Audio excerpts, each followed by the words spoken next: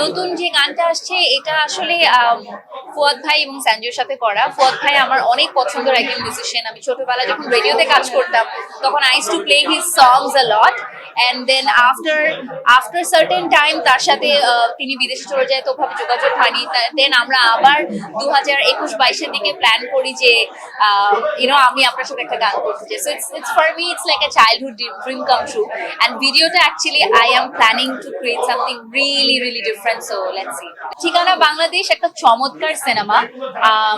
আসলে অনেক সময় আমরা অনেক ধরনের কথা শুনি না, যে সবসময় ফারিয়াকে কমার্শিয়াল সিনেমাতেই দেখছি, ওর চুল খোলা, বাতাসে উঠছে স্লো মোশনে, everything. I love that, I actually love that. But Thikana বাংলাদেশে ভিন্ন ফারিয়া পাবেন। এমনও হয়েছে যে শুটিং এর বেশ কিছু সিনে দেখা গেছে যে আমি শুট করতে করতে আমার মেস্তা পড়ে গেছে এবং the tan is on my face. So it is a beautiful movie, it is a beautiful story line.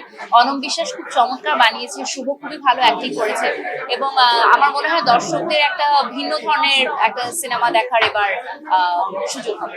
16 ডিসেম্বরে একটা গান আসার কথা রয়েছে, আমি ঠিক জানি না আসলে এখনো আসবে কি আসবে না, বাট খুবই সুন্দর একটা গান, এবং পুরোটার ভিজুয়ালাইজেশন এত চমৎকার করেছে। আমরা অনেকদিন ধরে শুট করেছি ঠিকানা বাংলাদেশে, তো আশা করি দর্শক ভালো লাগবে।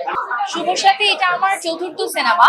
ইয়েস, ও আসলে এখন এগিয়ে আছে বাকি সব হিরোদের থেকে, ওর সাথে আমার সবচেয়ে বেশি কাজ হয়েছে এখন পর্যন্ত, এবং খুবই ভালো। বরাবরের মতোই তো আমার আর ওর একটা ওয়ার্কিং কেমিস্ট্রি রয়েছে। So yeah, it was very good. ও অনেকগুলো, এটা বলে শেষ হলে ইন্টারভিউ শেষ হবে না। সাউথ কোরিয়া যাওয়া হয়নি, সুইজারল্যান্ড যাওয়া হয়নি, আমেরিকা তো এখনো ঘুরতেই পারিনি, হোপফুলি যদি যাওয়া হয় এবার। সো অনেক দেশ আছে এখন। বলো না, এরকম কোনো কিছুই নেই। আমার মনে হয় কাজের ক্ষেত্রেই সবার সাথে কাজ হয়। যেমন শুভর সাথেও কাজ হয়েছে শুধু ওয়ার্কিং এক্সপিরিয়েন্সের ক্ষেত্রে, এবং আমার মনে হয় যদি এমন কোনো সিনেমা আসে যেখানে director, producer, even Shakib himself মনে করে যে না, এটা নুসরাত ফারিয়ার সাথেই করা যাবে, I am sure we will do it, because we have a very good working equation. তো ইনশাআল্লাহ ভেরি সুন যদি কাজ হয় ডেফিনেটলি। এটা আসলে পোস্ট কোভিড রিলিজ হয়েছিল, এবং পোস্ট কোভিডে তখন মানুষের হলে যাওয়াটা এখনো অতটা প্র্যাকটিসের মধ্যে ছিল না, বাট ওইটা একটা মশালাদার ফিল্ম ছিল। এটা আসলে একটা ভালো সময় রিলিজ হলে আমার মনে হয় দর্শক অনেক বেশি পছন্দ করতো। বাট আমার মনে হয় আমার আর শাকিবের সিনেমার থেকে আমার বেশি বিজ্ঞাপন এবং শোজ করা। সো এমন না যে ওয়ার্কিং এক্সপিরিয়েন্স নেই, বাট বেশ কয়েকটাই কাজ করে।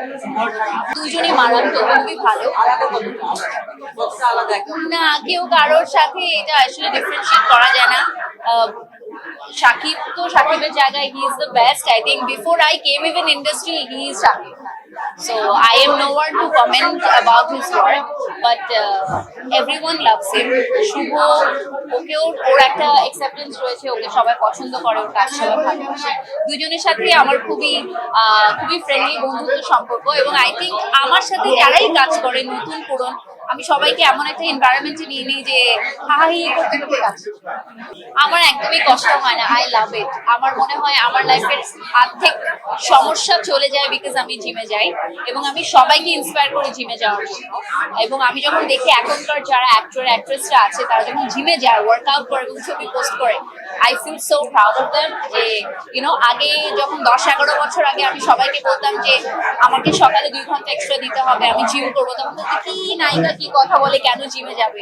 But 10 years down the line, now everybody works out, so I feel very good because we all need to be healthy.